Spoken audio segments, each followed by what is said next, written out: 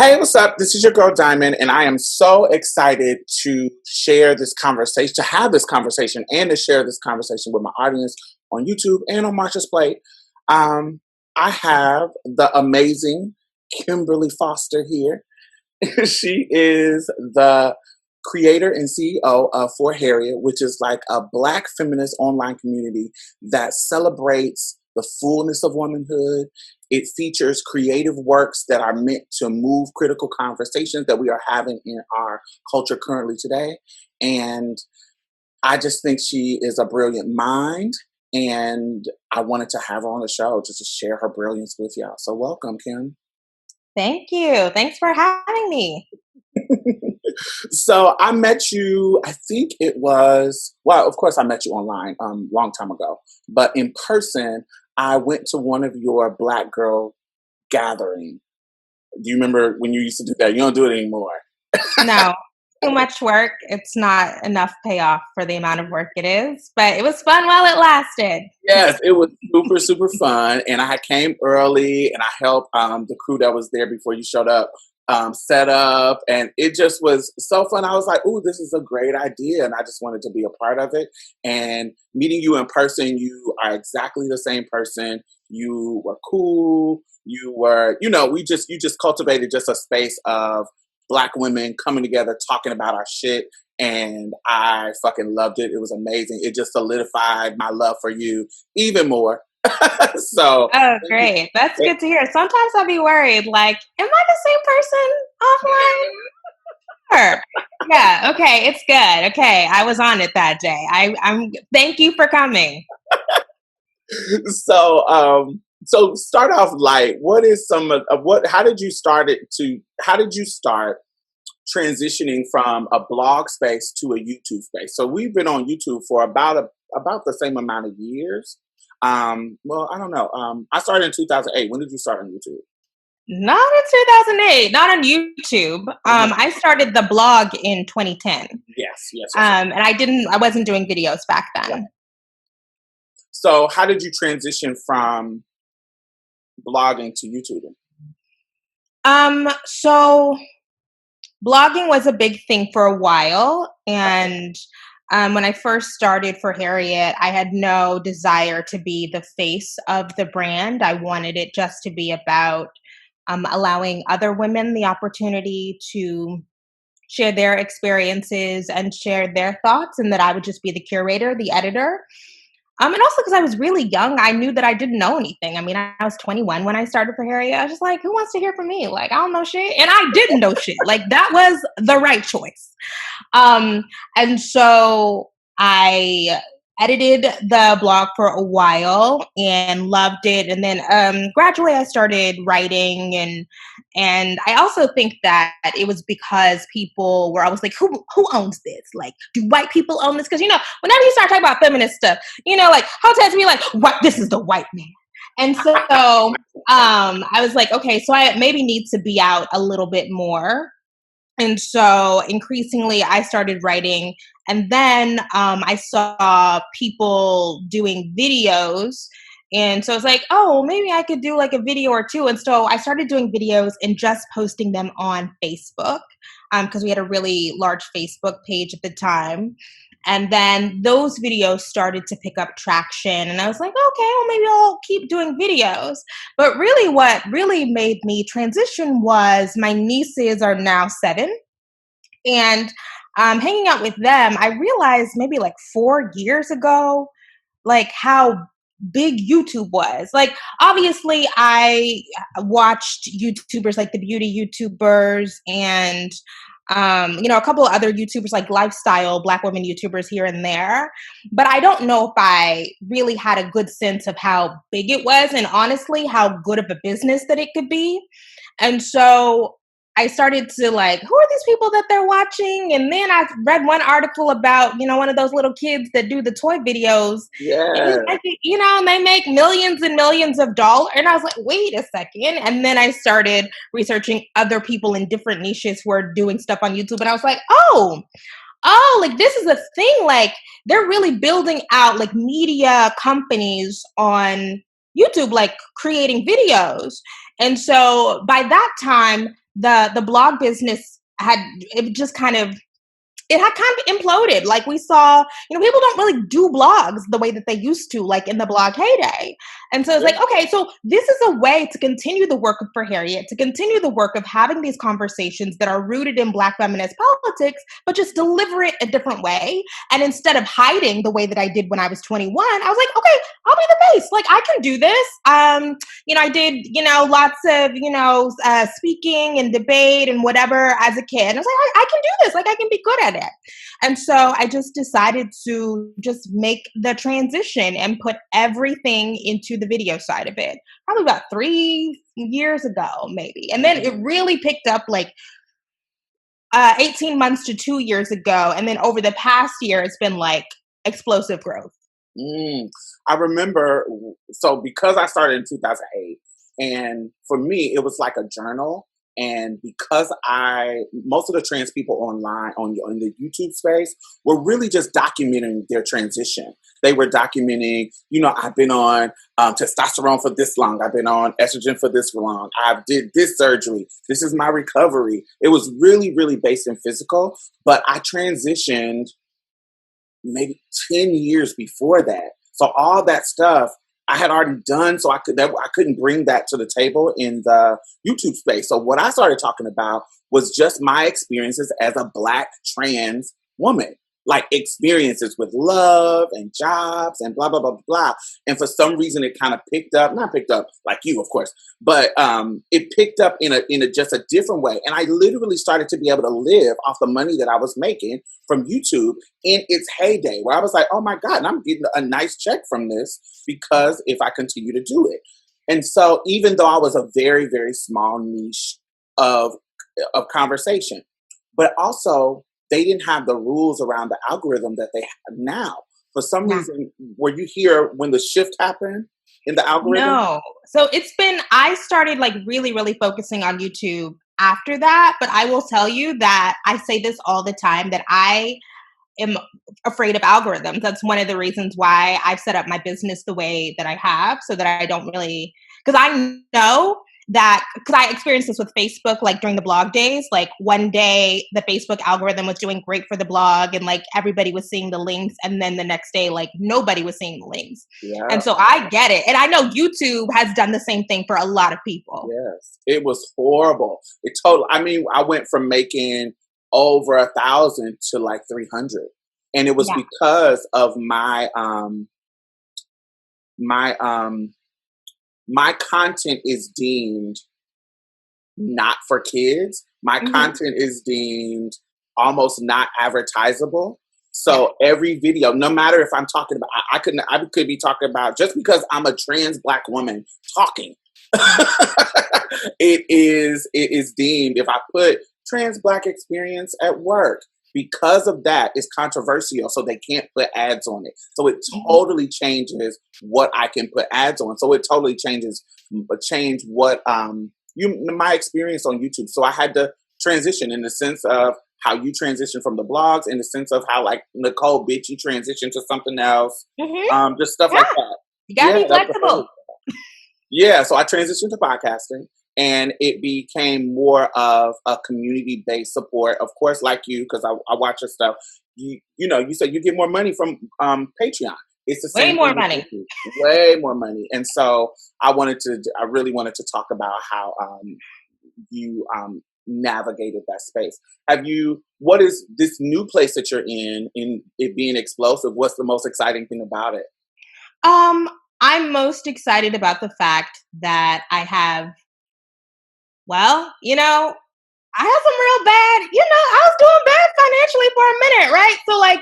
So when the algorithm changes and it's unexpected, like, I was in my mid-20s and I just assumed, like, if you're making, I don't know, $15,000 a month, you're always going to make $15,000 a month. And, you plan your life and you're skipping down the street and you're like, okay, let me buy and like, let me buy these Louboutins and whatever. And then all of a sudden you're not making that. And it's like, oh, okay, but then I have to go back and pay my taxes. Like, and, it's right.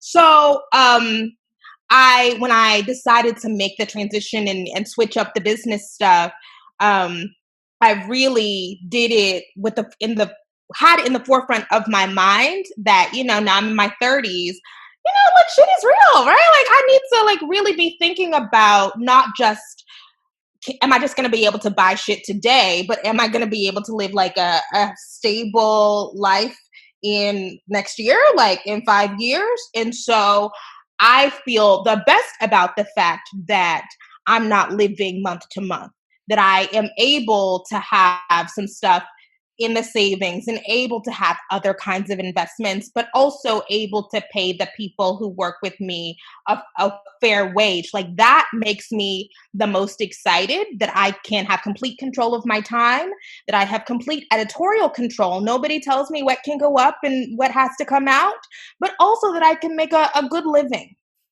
Absolutely. And pay the people who work for you well. So recently you have been doing a lot of work advocating for Black trans women. So I just thought it was a perfect time to have you on. Mm-hmm. And you have been, I don't want to say attacked. I don't want to I say have been attacked. That's inappropriate. No, that's okay. appropriate. You have been attacked for kind of showing solidarity with trans women. I was invited to a live of a couple of people who are cisgender women who have YouTube channels that don't include trans in womanhood. So I wanted to bring you on kind of to explain how you got to the place that you are now. And can you, to start the conversation off and give context, can you define womanhood for me? Oh gosh, can I define womanhood? I don't even know if I can really define it.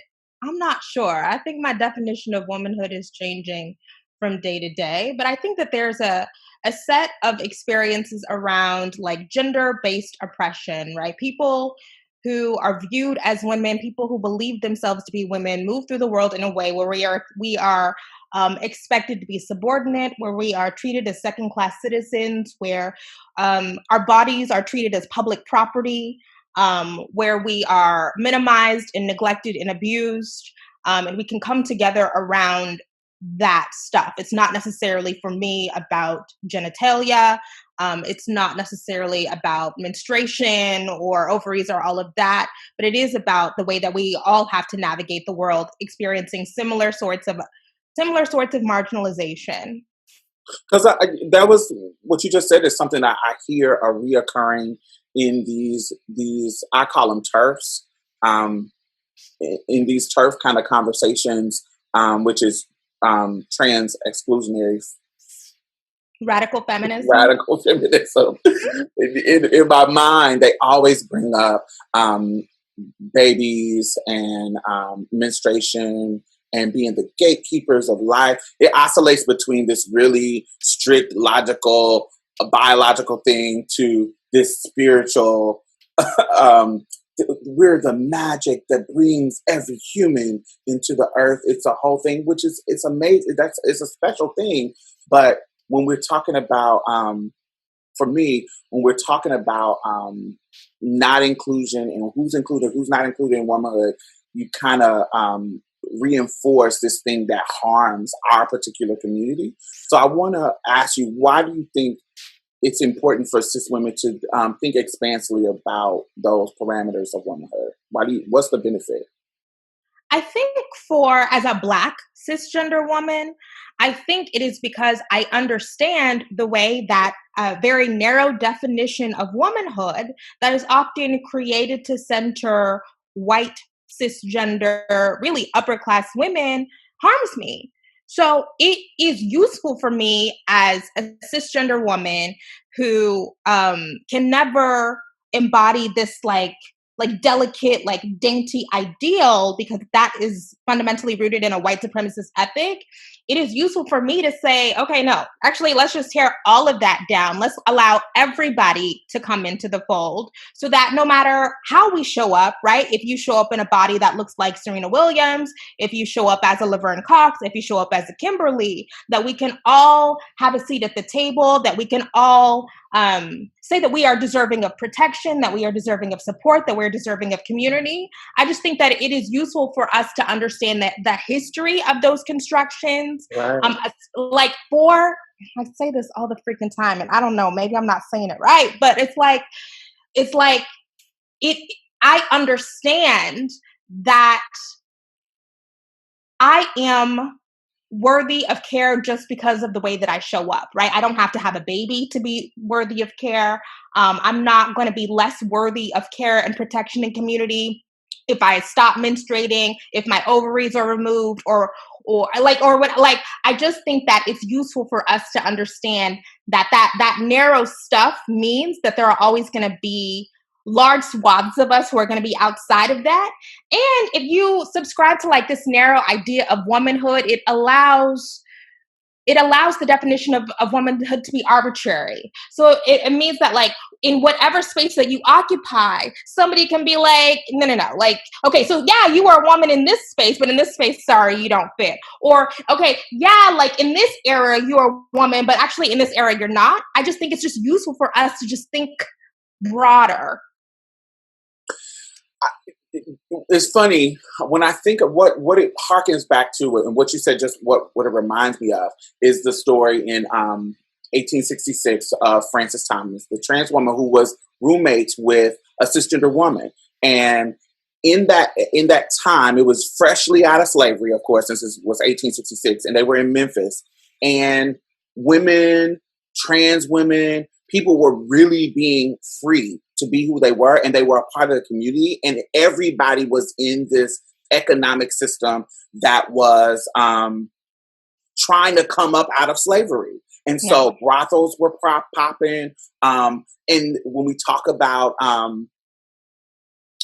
how we all are in community, in that moment, Frances, who was the first trans woman to testify in a congressional hearing in Memphis in history that we know of, she was saying that me and my cisgender girlfriend, who was my roommate, were raped by this group of white men who were trying to terrorize us during this riot, where they were still angry about slavery being abolished. And this was how these white men asserted their power to regain more of the power that they lost over Black people. Of course, Black women, trans to cis, are going to be the ones that they have the power, based on how patriarchy works, that they have the power to get whatever feeling that they needed to get from raping us, from pillaging our homes, blah, blah, blah. She literally is testifying with other cisgender women, her being included in the space that, like, it didn't matter that I was trans or not.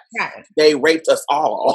Right. And it doesn't matter if you're trans or not. If you are a Black woman, you will often, if people don't like the way that you look or what you say or whatever, they will say that you're masculine or manly or whatever, or, in order to degrade you, in order to put you in the category of rapeable, of exploitable, as abusable, neglectable, right? Like, so yes, we are all, look, people get mad at me because they, and I don't think that they believe that that's what I'm saying, but the transphobes who attack me say, well, you're saying that cis women and trans women are exactly the same. That's not what I am saying.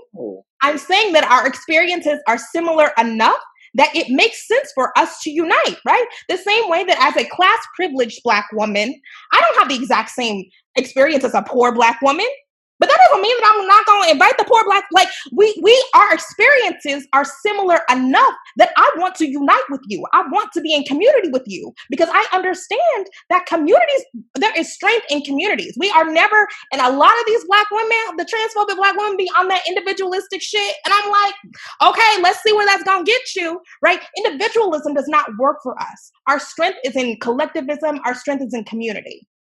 Exactly. I was listening to a video and the girl was like, well, I put ourselves on the line for so many people. Now it's time for us to look out for ourselves. But in the same breath, we're asking Black men to help us dismantle patriarchy. We're asking white women to help us dismantle racism. We're asking them to look at the nuances of being an oppressor and being oppressed. We're asking them, hey, this is how you can help us in our plight, since we got both of these things against us.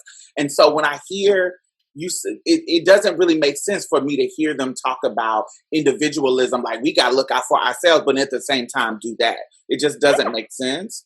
So what are some of the overlaps? So let's be really distinct about what are some of the overlaps. One of the things that I see, of course, is intimate partner violence. Yeah. Because despite what people think about the trans experience and the transphobic narrative that says, "Oh, we're out here deceiving," it really, if you look, I'm the executive director of a nonprofit. I look at cases all the time, literally, just literally counting all the cases and following the cases of trans women who have been murdered. What happened after the blow up? So what I have come to learn since 2015 is that they are people that know. It's not people who we are deceiving. It is people who know, who we are in intimate relationships with, which is aligning with the 2015 CDC research that was out about domestic violence and intimate partner homicide, how Black women are the demographic that is predominantly affected by that. So it aligns with those facts. So why can't we do that? About this idea of disposability, right? And so it's almost like, cisgender women who have these transphobic ideas, they are trying to fight the fact that Black women are seen as disposable by trying to dispose of trans Black women. And I'm like, no, like we are all seen as disposable. We are all seen as people who are not worthy of being cared for. When there is violence in our homes, in our communities, in our families, that violence is minimized because of patriarchy, right? Because we have been socialized to say, okay, we got to protect Black men, and yeah, like these Black men, and they can't help it, and it's the rap music, and it's the video games, and they just try, and it's like, no, right? Like we actually just need to fundamentally shift the way that we view and value Black women, all Black women. Yeah, simple as that. So when you hear them talk about that we are forcing, that it is almost like a residual effect of us being socialized as males, that we are trying to force ourselves in cisgender women's spaces. And it is rooted in our misogyny that we learned as little boys, that trans women need to dismantle that misogyny. How are you? And they use almost like the language of rape culture, like you are forcing yourself on me. And I feel like that's disingenuous. What do you think about that? I think it is, we go to that, not we, but they go to that because it is easier to go to that than to really wrestle with the ways that we have been socialized into transphobia. It's like, I have just had this conversation with Travell Anderson, and they were in that. I loved it, by the way. We'll put the link into that. And they were in that Netflix documentary Disclosure, right? And I wanted to talk to somebody from Disclosure because I was like, whoa, I had no idea the number of transphobic tropes, the number of transphobic ideas that permeate our media, that permeate film and television, that permeate our casual conversation. And so it is because most of us are not really reckoning with the fact that every day, like in our daily lives, we are taught to be fearful of trans folks. We don't understand their experiences. We're not listening to what they're actually telling us. We're not really reckoning with the fact that this is not, when I am saying that our Black women's spaces need to be inclusive of Black trans women, people are going to, well, that's just a man, because they are not understanding that this is a woman. Like they're not taking the time to really work through it and tease it out, right? Instead of taking that time to listen, they are defaulting to that really deeply rooted transphobia. And it's like, I don't know what to do with that, right? Because if you're unwilling to do that untangling, if you're unwilling to do that really deep digging about how you come to these false premises, there's not, I mean, it's like, so yeah, like that's really what it is. It is so much easier to see ourselves as being the victims of an oppression than it is to see ourselves as being the purveyors of the perpetrators of oppression and marginalization, that I just think that people just default to that stuff. It's just nonsense. I think recently I listened to an episode of the Inner Hoe Uprising. Their episode is episode 202, and it's called "You Don't Gotta Go to College to Get Knowledge." And in their in Sam and Akua talks about a study, a review of a 68 study that connected air pollution with the adverse birth outcomes, right? And in their conversation, they were making connections that Black feminists and Black activists make. Like, yes, the study said that cisgender women who are exposed to air pollution have a higher chance of premature births, even more if they have asthma. Then they went and said, let's look at the percentage of Black women who have asthma, who are affected by it, and they're the highest group. So, of course, if you look at that, making those connections, you know that the disparities for Black women around environmental racism is going to be super, super high, right? So it is super, super easy for somebody who is activist or a Black woman who is used to seeing these type of disparities to look at that and say, oh my God, look, this is an example. And so I bring that up because they simply are ignoring those type of same unique disparities with trans women that overlap, which like literally you can do it when you're trying to teach about Black women's disparities, but you can't do it when you're trying to look and examine trans women disparities that's unique to us that overlaps with Black women, cisgender women. I just think it's really strange. I just find it to be so weird that we understand that there are all types of Black women. There are all types of Black women, college educated, hoe, and I mean hoe in a good way, right? Yeah. Right, like, right, things to right, do, like, be a hoe. Right, like, respectable, poor, rich, like, so it's like, why when we say trans, like, why is that your boundary? I don't understand. It's like. I really am having a difficult time with this because I'm like, am I just explaining it wrong? Like, I don't know.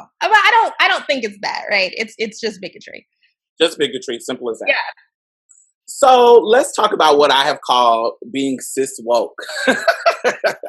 So you would be a cis woke person. You, in regard to the trans politic, you would be a woke person. So we all grew up in a world of cis folks where that is the norm. We know and think.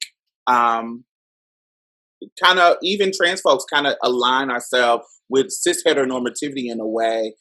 Our transness is really not every one of us. We're coming to know a more nuanced experience about transness. But early in my age, in my era, when I came out in the early 90s, it was you transition. You fit. You need to be passable. You need to look a certain way. You need to present yourself a certain way. And this is just something that was the norm. So in that context, well, how did you like some white folks, if you talk to them about racism, they will tell you that there are racist conversations happening when we're not around, but they didn't notice them. They didn't notice them until they got woke around Black experiences. How did you get woke around the trans and cis narrative in your politics?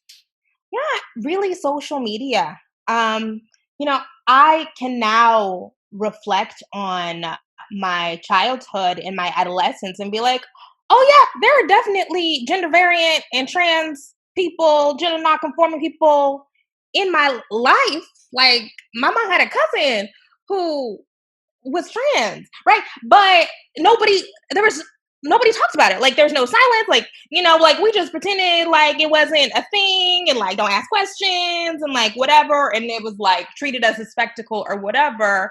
And not until social media, when I had access to just be able to listen to trans folks and gender non-conforming folks like talk about their experiences. And then, yeah, media is powerful because I do remember that time period of Orange is the New Black when Laverne Cox became like a famous person, and then Janet Mock became really famous, and then I read Redefining Realness. Now, Redefining Realness really was like, oh, this is compelling. Like, oh, okay. Like the stories that Janet Mock was outlining in that book about finding herself and coming to her own as a young Black girl, I was like, oh, this feels familiar to me as a cis person, but she's trans, right?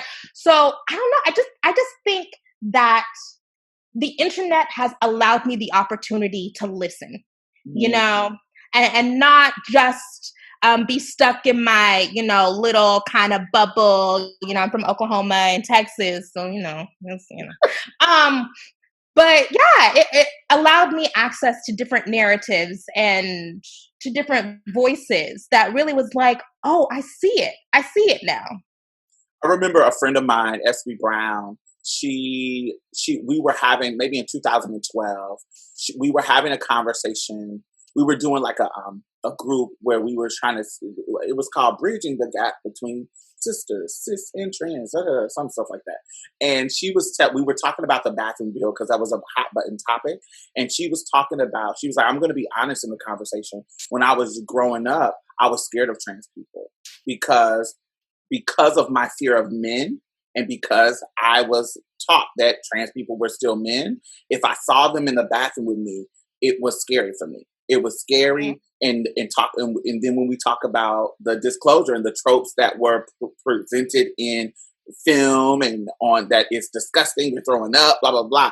So for her, she was like, when I was younger, I would have been one of those cis women that called the police if you were in the bathroom with me, or that went out and complained to the people. She was like, because I didn't know trans people and I didn't know any reference outside of that this is a man and a man is not supposed to be in the bathroom. Do you remember anything growing up that reflected that? Yeah, you know what? Like I was just talking about my mom's cousin, and they went by Charles Zetta. Okay, so this is because I never really have talked to my mom about this, but like I have this really just distinct memory in my mind, because I remember going to like my mom's aunt's house, and like Charles Zetta was there, and I don't know what their pronouns are, and I actually think they passed now, but their birth name like was Charles, and they went by Charles Zetta, and they had these nails and long hair, and I remember thinking, like they have nails on, like, but nobody just talking, and there's no conversation. That I remember asking my mom about it, and she was like, no, we're just not gonna talk about it. But I just remember thinking like, this I've not seen that before, and truly not until, I don't know, maybe 8 years ago was I like, oh, that is a gender variant person. I don't know they went by what pronouns again.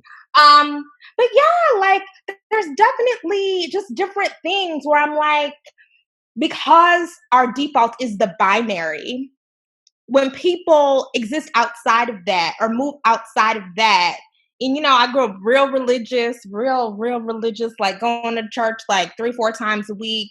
So that stuff was always just pushed to the side, or, it really was, don't be that.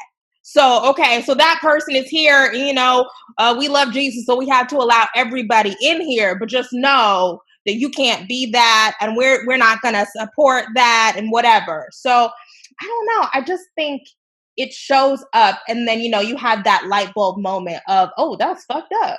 We're really fucked up around here.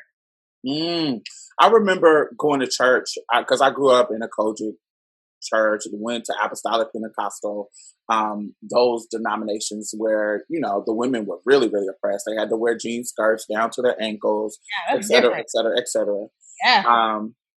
And I remember noticing, I didn't have the language, but I remember around 9, I transitioned around 13. So around 9, there was this guy who was, at the time, he was 18 and I was 9.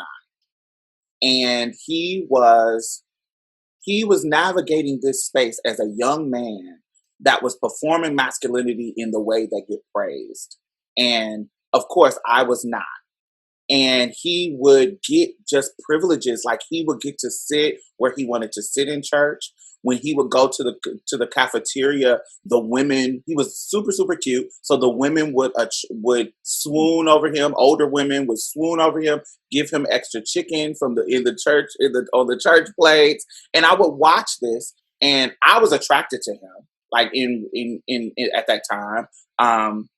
And so I would see how he navigated spaces, and I would see how the girls would navigate spaces, and it was I didn't call it patriarchy, I didn't call it any of that because I didn't have that language, but I distinctly felt like I can see that this is unfair.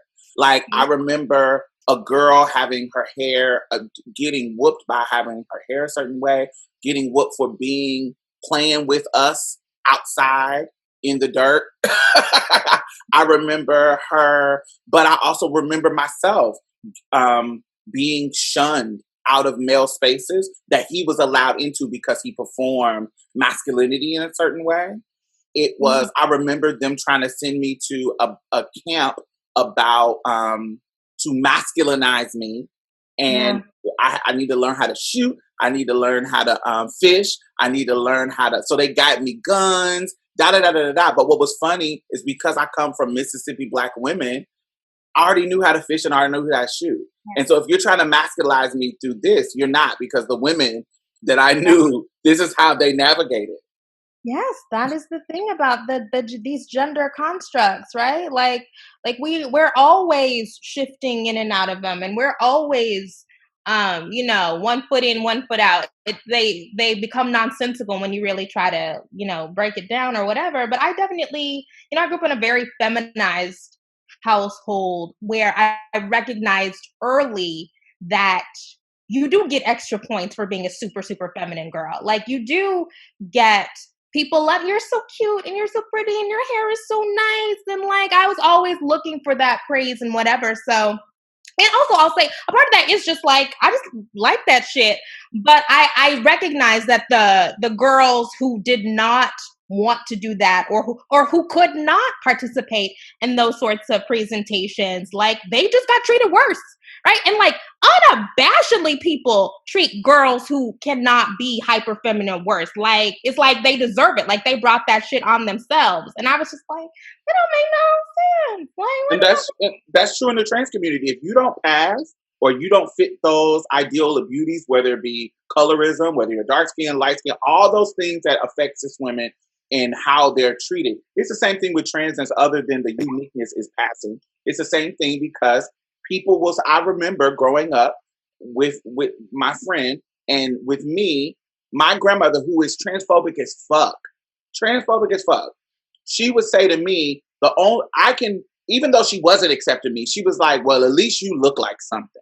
But then my friends who don't fit the beauty standard of me, that were a little bit less passable, who were darker skinned, well, see that if that was my grandchild, no, you don't even look like no woman. These are the languages. So I'm not gonna language that people, even dudes would say, well, I treat you nice and I don't talk shit about you because you look like a girl. Somebody else, they would treat them way worse, fight them, throw bottles at them because they're not passing or not fitting the beauty standards. It's the same thing with us. Yeah, yeah. And I think that this is like, this is one of the reasons why I think it's so important to have these conversations in Black women's spaces, and to invite trans women and femmes and gender nonconforming folks into these dialogues, is because we can have these conversations and be like, yeah, like, yes, I recognize that. I recognize that experience. And it's like, another thing that kind of became like a point of contention during that time was I'm not saying I understand why people would say that presenting in a more feminine way like offers privilege or protection or advantages. I understand that. I see it, right? Like we've just been talking about that now. My contention is that should not have to be the case, right? Like that is what the standpoint that I'm arguing from. I'm not denying reality. I don't think we can do that. That's not helpful. I just want I want everybody to be protected and get access to resources no matter how they show up. Yeah. Let's talk about transness in the context of dating men. Okay. Have you ever encountered men who were upfront about dating cis women and trans women? That have dated me? or Right. have That you, just in general. in I general, feel have, one well, time, like I kind of had a flirtation with a man, but he lives in a place that I would not want to live in. But yeah, like he openly dates trans women, and that don't what that got to do with me? Like it doesn't bother me at all. That's I don't know. And now if you openly dated white women, we might have a like that's a like but yeah once. But I haven't yeah, just that one man. as a trans woman, I just gotta keep it real. As somebody who is trying to dismantle homophobia and internalize transphobia and work through dismantling that, when I meet dudes who do certain things sexually in the bedroom, i.e., like get fucked, Mm-hmm. it does shake up. I do feel hypocritical because there is a judgment that shakes up in me Okay. about a dude Yeah. that takes a position like that, and it's because, and that's something that I'm personally working out. And when I hear women talk about men who date other like bisexual men or who date trans women or who date anything other than cis women, they always like, oh, it brings up an insecurity in them or brings up like, oh no, I can't. That seems like, I don't know. You just gay. What do you Yeah, think? I mean, we are all socialized in homophobia, and I've had these like really heated conversations with some of my friends where I'm like, yeah, that's homophobic. But I have definitely had relationships with more than one man who they have had sexual experiences with men, but they weren't able to like articulate it that way. And I was like, okay, so I'm having to fill in these gaps, like, okay, like, and it's like, it's okay. Like, but I understand why they would be hesitant to really dive into it one, because of their view of themselves, right? A lot of men don't want to think of themselves as bisexual or as gay. So they're like, oh, well, this one time. And it's like, okay, all right. Um, but yes, I am definitely, I just don't have that. I don't know. Maybe it's like a weird thing about my sexual. I don't know what it is, but I have never had that hang up about it. It just is not. Mm, Maybe it's because I don't even really be into. I, I don't know. I might be asexual. I don't know, but yeah, okay. I just, I always wanted to ask people that because I always, in my mind, I know if I'm working through it, I know other people working through it. yeah. And No, people are definitely yeah, working through it. I just think that I don't know. There's just something, it just has not been a hang up for me. And the thing is like people are also looking to catch me in hypocrisy. So people often ask me like, so if a man said that he dated trans women, like what would you do? Like would you date a trans man? Like would you date a bisexual man? And like honestly the answer is yeah, like truly. Now people don't be trying to, like they're not, I don't know, I don't approach men, so I'm not gonna, you're gonna have to find me. right. Okay. but, like, but like if our shit is lined up, right? Like, yeah, yes, yes. Yeah, and I think we have to it's the same thing I think about like restorative justice. We're trying to figure this shit out. Yeah. Nobody knows exactly what's going on, and so like, and why I share that about myself is because I am figuring this shit out. I may Yeah. have worked it through in a way that is a little bit more progressive than somebody else, but I'm still working this shit out. I can't tell you that I'm exactly on the board with dating trans men. I just started including them in my conversation with dating because I met a trans man that was amazing and fascinating. And, Yeah. he called me out on my shit when I said, oh, I only date real men. He called me out on my shit. And Yeah. so that is what pushed me forward. And so in my mind, I'm like, there's gonna be some times where it seems like in the midst of me working it out, it may seem like I'm saying hypocritical things, but Yeah. I'm just working it out.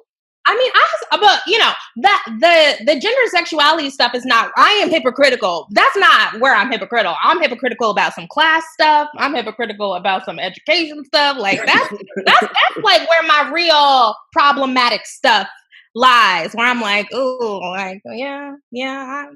But yes, we are all still figuring it out, and I don't think, and nobody is politically perfect. Nobody is politically pure, and I think that if we pretend to be that, first of all, you just trip yourself up, right? Because like you're going to be exposed. But also, I think it allows other people to come into the fold because I don't know. There's this thing about, you know, the SJW stuff and the woke stuff where like there's this idea that like if you're not perfect, then you can't sit with us. Like that's bullshit. Like I too am very imperfect, and especially around the capitalism stuff. I'm really trying to work through some capitalism stuff right now, for real. Yes. Yeah.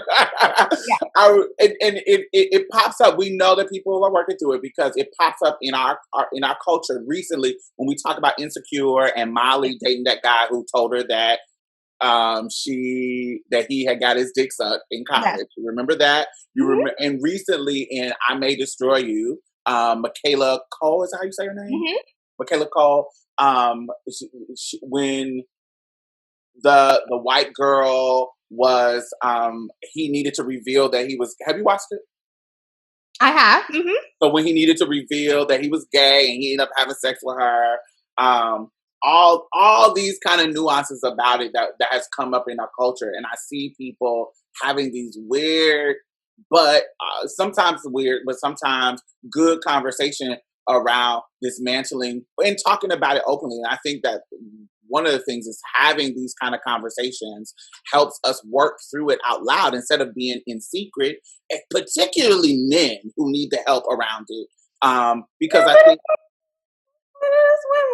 yes, absolutely. Yeah, so definitely women. But, you know, just to work around particularly May I Destroy You, because I recently watched it. It was brilliant in Yeah. navigating the nuances of sexual assault and rape and those things in regards to gender, how it shows up in genders, in different genders. She was brilliant in regards to that. No, How do that you whole feel about it? series is like next level. Like Next I don't level. think, yeah. I can't. I can't wait till she comes up with some more shit because she's just brilliant. So recently, you have created a new channel Uh-huh. where you could explore things outside of kind of like the Black feminist lens. How are you enjoying that space? Well, it literally is brand new. Like literally just started at the beginning of August, but I really just needed a space to do some different shit. I mean, honestly, in part because the gender stuff was getting so heavy. Like I know that that is a part of the mission of For Harriet. Like that's a space rooted in Black feminist politics and Black feminist ethics, and you can't create no Black feminist space and be transphobic and be homophobic. Like that don't make no sense. Right. So I have to do that work. But the conversations were so heavy and it was so daunting that I was fighting with other Black women all day. I said, I need to create another space where I can do just lighthearted, fluffier stuff.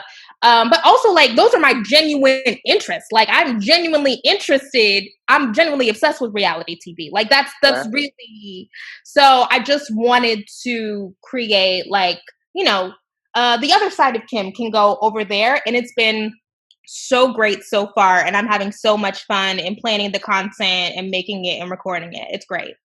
So I'm excited because I'm that type of person where I'm looking for a space where I can talk about things that don't revolve around transness, and so I thought that was great that you did that. You did have recently. You had Cat Black, and I cannot pronounce her name.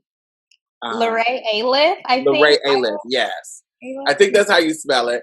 And one of the questions that I thought was really really interesting that you asked was about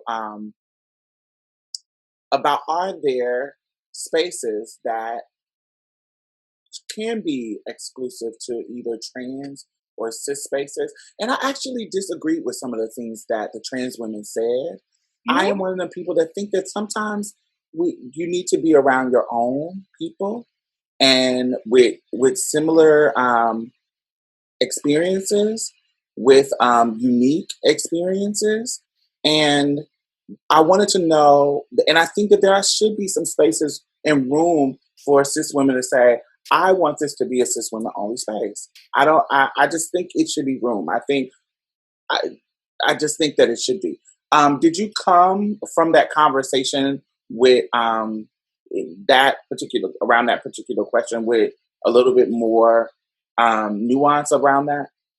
Honestly, I am not somebody who thinks that there needs to be cis only spaces. I'm really not. Okay, so here's the thing.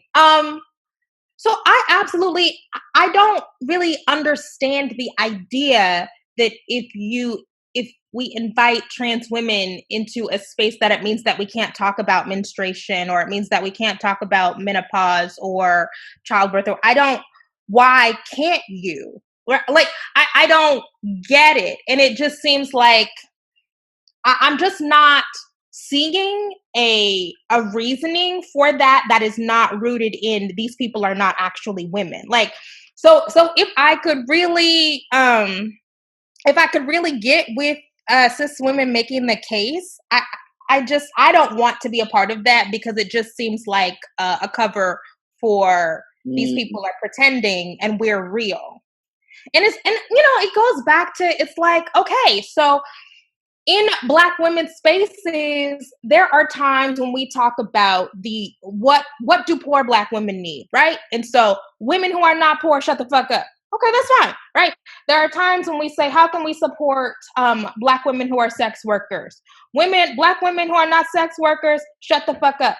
Like, there are times, but why? And by the way, like, those women, because they are experiencing a particular kind of marginalization within the larger group, like historic and contemporary, I don't have a problem with poor women being like, you respectable hoes, like, you've been marginalizing us, like, y'all can't come. But I don't think that it works the same way with cis and trans women. Because they're the norm. Right. Like, because as a cis woman, we are viewed as the norm. We have the power to dominate. We have the power to exact these kinds of marginalization and participate in it. I don't know. I just don't think, I'm not willing to give cis women that pass. But if you like, I'm just not, because I just need to know. Like, I don't know. But you think that cis women should have a space because it's not really a because. It's if I want to create a space where I say this is what I want, and I'm organizing a space, I feel like I should be able to say that. I should be able to say, this is what I want here. Yeah. And I don't need to explain why. Yeah. But what about, okay, so let's take like another kind of domination, right? So it's like, if well, I guess I was going to say, like, if, upper class, like college educated women, like, created that space, but we call them sororities, right? But it's like, right. But if there was, okay, so if a, upper class Black women said, okay, we're creating this group and no, poor women can't come, like, explicitly. If they explicitly said, no, you cannot come to this meeting if you don't have a degree. You can't come to this meeting if you don't make $65,000 a year. There would be pushback against that, right? Like, people say, you're elitist, you're whatever. If my reasoning was, okay, I really want to talk about the racism in all PhD programs, and I want to only invite people with PhD who have experienced this. Yeah, okay, I'm closer. I am closer. Because they would be the ones who have experienced it. They would be the ones who have intimate knowledge of how the racism works, how I have to connect my work to some old white man's work in the 1800s or in the early 20s. They know the nuances of this particular experiences. So why are you here? Even though you may be poor, why are you here? And so if I want it to be a conversation where we're trying to dismantle this, why do I need you here? Okay, I'm open to it. Okay, I'm open to that. I'm closer. Mm-hmm. It's just, I think if it's a unique thing and unique to a particular experience, I think you should have the right to be able to say that. So, but I do get the balance of power. I get the point in, you know, you got more power, so why would you be excluding us? And I think it's stupid when we're talking about oppression that is overlapped. Like, that's when I think it's stupid. I think if we're talking about intimate partner violence, we're talking about homelessness, we're talking about some of the big things that affect us all, and you're trying to make it a cisgender space, then I'm like, you tripping. You know that's rooted in transphobia. But if it's something really, really, really specific and they can, you know, outline that, I'm like, okay, cool. But I really don't want to be in a space that don't want me there anyway. So it's not. Okay, so what do you think is an example of a topic that would just necessitate being cis women only? Well, then when we talk about abortion, I can't have a baby. Mm-hmm. So why do I can only be an ally in that space? To me, I can be an ally for you. If you want me in the space to teach me how to be an ally and stand in solidarity with you, how can I support you in this space? Then for me, I'm okay. But that is a space that I feel like if you want that to just be a cisgender space, cool. I would feel weird if I was a trans man who has babies and you didn't want me there. I would feel, but I'm not a trans man, so I wouldn't be the one to step up and say, well, you should have trans, then it would be real weird for me. You should have trans men in this space. No, I'm going to say, okay, I don't need to be there. And so, yeah, when we talk about that particular type of reproductive justice. Yeah. But okay, so yes, I see what you're saying, but the issue that I am having is that means that we're going to police in certain ways. So if there was an abortion meeting, there would not be somebody at the door of the abortion meeting asking, do you still have ovaries? Do you still menstruate? Because if you don't, then you can't come in this meeting. So that means that we are creating particular barriers for trans women that we are not, that don't have that we do not extend to cisgender women who might not be able to participate in the abortion conversation for all kinds of reasons. Yeah. And I think I'm triggered, not triggered, that's the wrong word. I think that what triggered that mentality for me is that I only one time, so I'm not mentioning this as like, oh, see, I'm not mentioning this like this. It was only one time. I rarely see trans women trying to force themselves into reproductive space. That is very, very rare. But I have been in one situation, this is a very exceptional situation, where a white trans woman who lived most of her life as a man, very Caitlyn Jenner type of transition when I got older, where she was trying to force herself in a situation that I felt in a reproductive justice conversation. And I felt like she was wrong. I was watching her and I was like, go sit your ass down. Yeah. Yeah. You know what? Because I have not seen that or experienced that, because I've only seen the opposite. I think that we're both just approaching this from like our experiences and like what we've seen. So it's difficult for me to imagine the opposite. But yeah, I'm sure that has happened. I don't want to give that no kind of airtime. And I thank you. I appreciate that. I definitely appreciate it. I just wanted to kind of nuance that a little bit. So, you are one of my sheroes. I am so happy that you came and were a part of this for me. I learned so much from you. I love your integrity. I love your thoroughness around topics. And I love that you are really taking a risk in using your platform in a way that uplifts our community. I think is beautiful. I think it's admirable. And I thank you for it. And I thank you for being here. Thank you for having me. This was a great conversation. I appreciate it. Everybody don't come prepared. So, Thank you. So, can you tell them where they can find you? Sure. So as we talked about, I just created a new channel on YouTube. That's my full name, Kimberly Nicole Foster.